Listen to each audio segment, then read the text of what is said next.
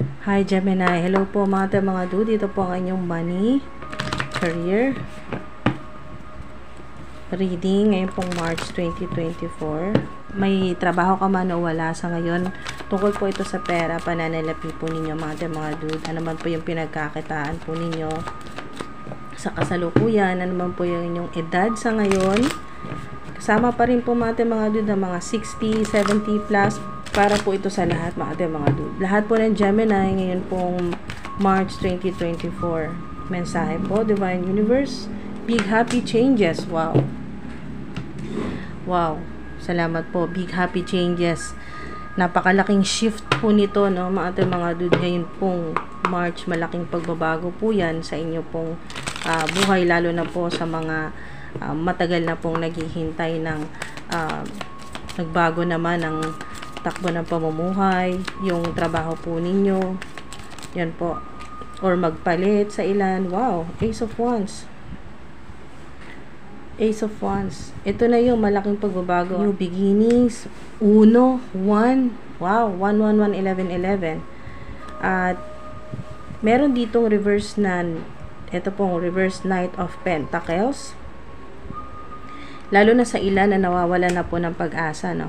Merong obsessed sa inyo, yan po dahil sa pera, may connection po sa pera, obsessed sa'yo, umaasa sa'yo, meron kang nakakasalamuhan na napaka matigas ang ulo, yan po, naiinggit sa'yo, nagsiselo sa'yo.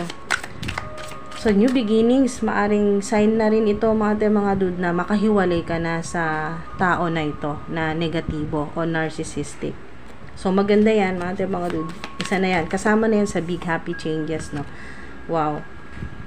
Yan, sa lahat ng chaos, ito na yun, panibagong, umaga parang bagong buhay, mga dude. Kasi, nandito ka sa energy, kailan lang ito?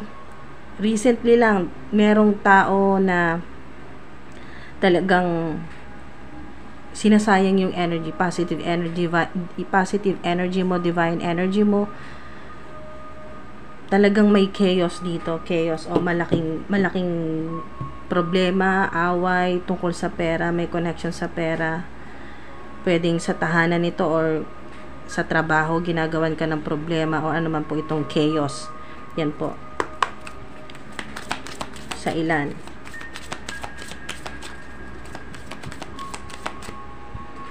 Enemies, haters. Yan o, sila yung nagdadala sa'yo ng yung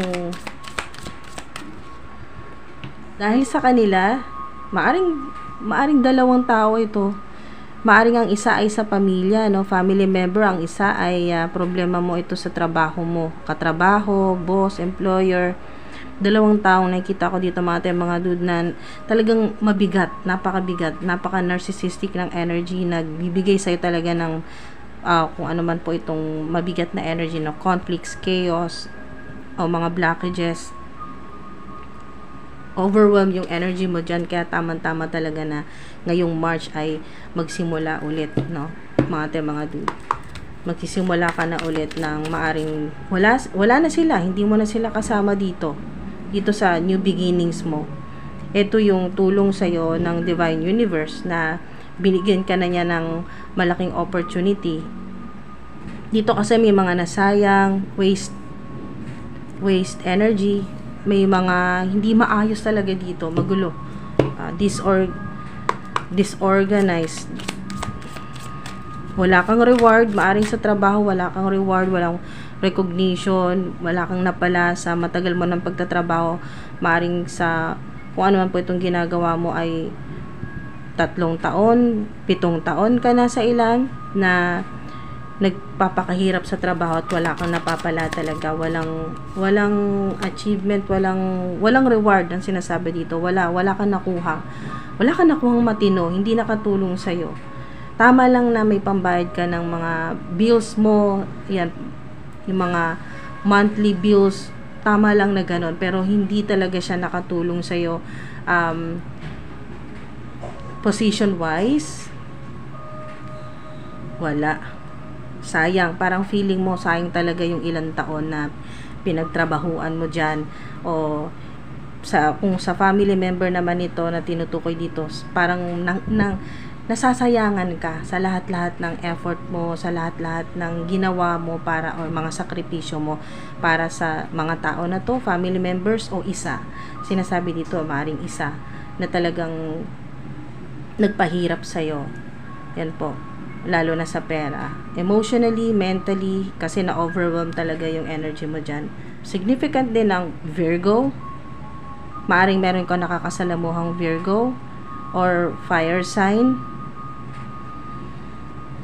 At dahil nga yung energy ay may pagkamayabang, mahangin, so ang pipick up ko dito na energy ay maaring meron ka ring nakakasalamuhan na Gemini din na katulad mo.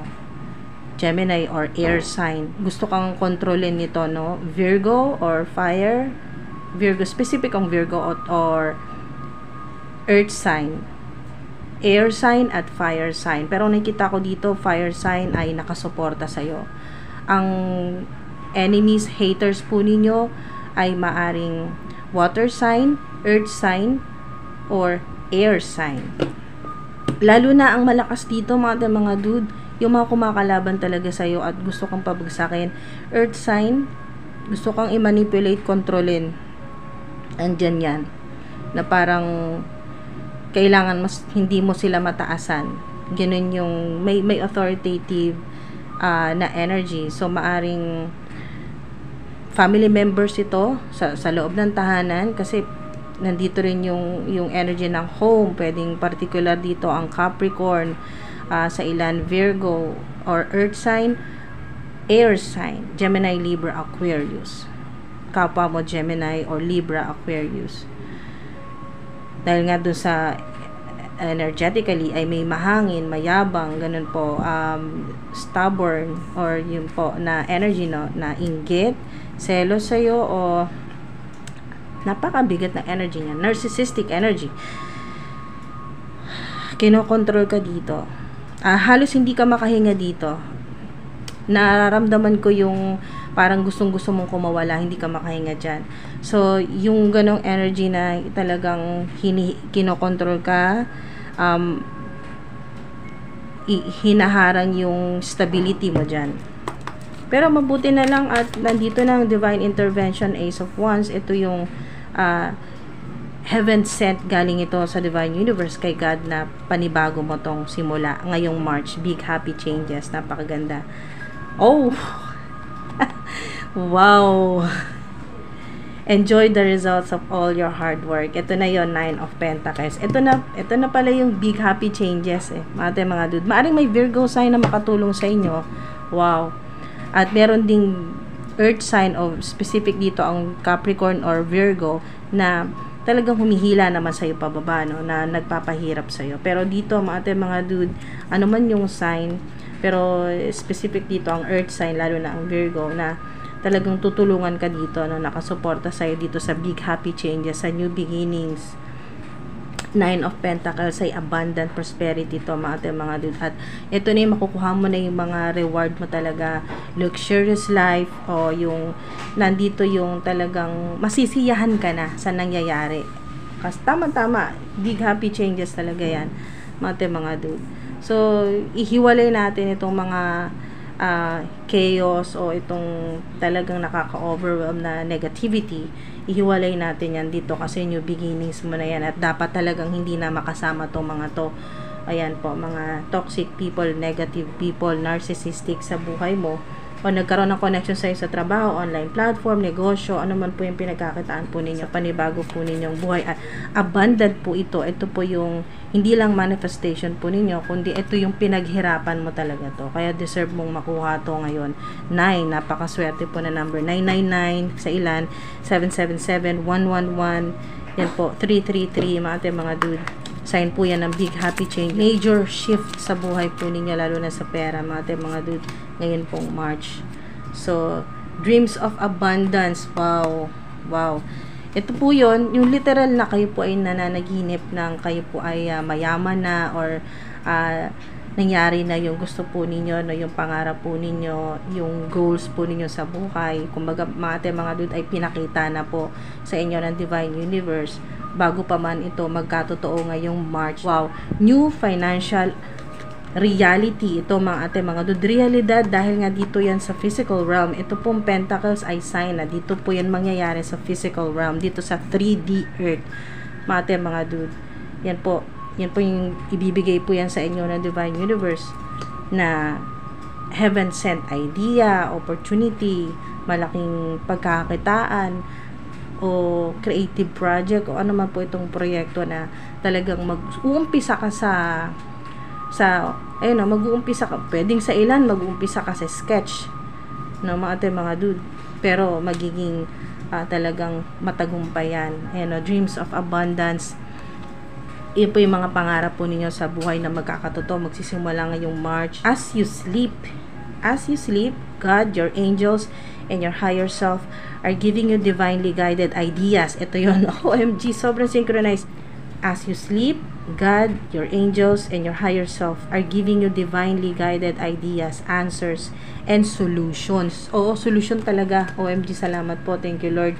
Ito po yun, solution dito sa napaka-chaotic, talagang napaka-bigat na energy nito, no, mga ate, mga dude. May makukuha kayong mga ideas na makakatulong po dito sa inyo pong big happy changes o abundance po ninyo.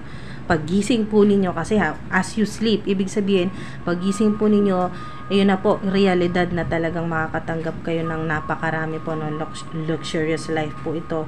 Reward, maraming reward po mula sa Divine Universe kay God. So, or ideas po ito na makakatulong sa inyo na maging masagana, mayaman, yan po, mga mga dude, or makahanap ka ng pagkakitaan na magpapayaman talaga sa iyo, at sa ilan, yun po, makahanap ka ng mga kasagutan mula sa panaginip mo, paggising mo, alam mo na kung anong gagawin mo. Yun po mga mga dude. Kaya dream journal o manifestation journal o yung affirmation, gratitude journal po ninyo. Wow, mga dude. Yan po, mag-invest po kayo. Meron naman pong medyo mura-mura po na mga ganyan pong journal. O pwede po kayo gumawa ng sarili po ninyo, yung mga hindi na po nagagamit na mga pages. Pwede pa po yan, mga dude. Yan po yung susulatan po ninyo ng inyo pong mga affirmation, money mantra po ninyo, or dream journal po ninyo, mga dude. May paraan kahit hindi na po kayo gumastos ng malaki para po sa journal. Susulatan lang naman po yan. Kasi ang importante po dyan ay yung energy po ninyo, yung vibration po ninyo dapat mataas. Ito po, one ay ito po yung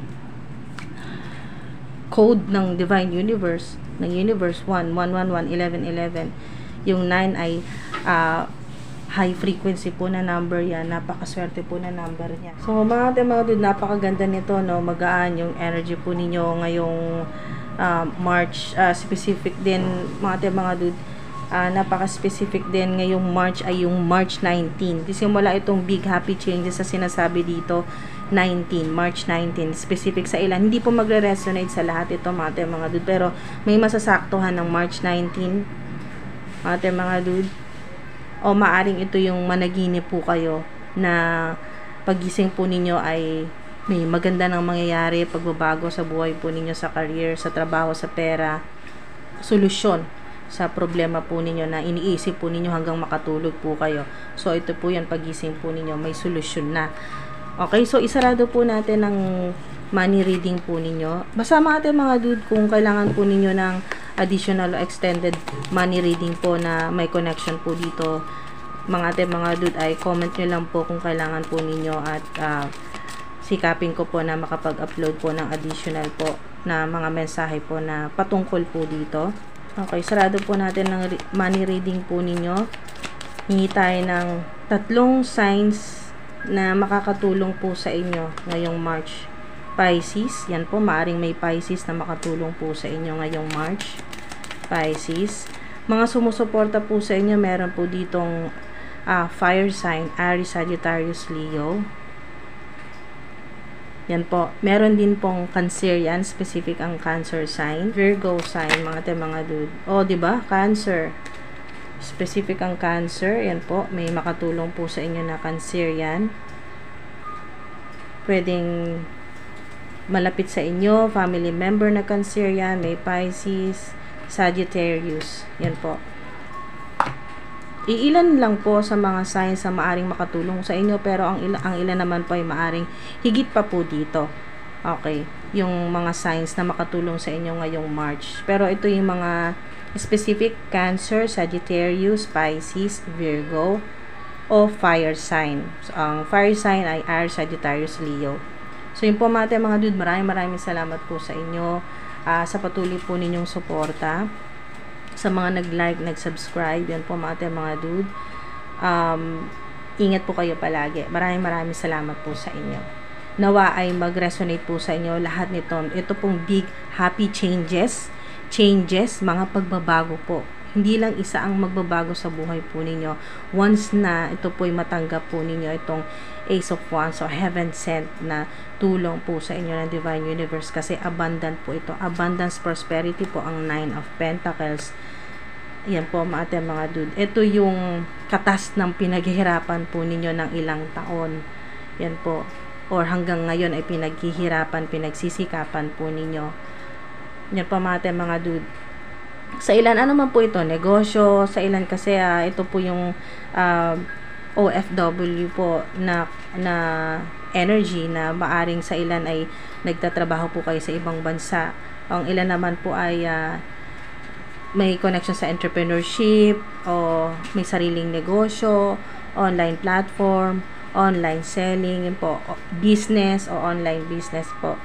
Yan po yung, kayo po ay self-employed sa ilan, no? Self-employed freelancer. Yan, mas magiging matagumpay po kayo talaga. Wow, big happy changes. Mga dude, kaya huwag po kayong susuko, huwag kayong mag-alala, dahil pagising po ninyo, kasi ayun, no, as you sleep, ibig sabihin, God, your angels, and your higher self are giving you divinely guided ideas, answers, and solutions. So, ibig sabihin, pagising po ninyo, may mga solusyon na po lahat-lahat ng mga kung ano man po yung mga issue po ninyo sa buhay, sa bahay, sa trabaho. Yan po mga dude, or sa pera, problema po ninyo, may mga kasagutan na po yan, may solusyon, at may mga bago pang idea na ibibigay sa inyo ang Divine Universe. So, maraming salamat po mga dude, at tinapos po ninyo, sinamahan po ninyo ako hanggang dito sa dulo. Ingat po kayo palagi. Thank you po.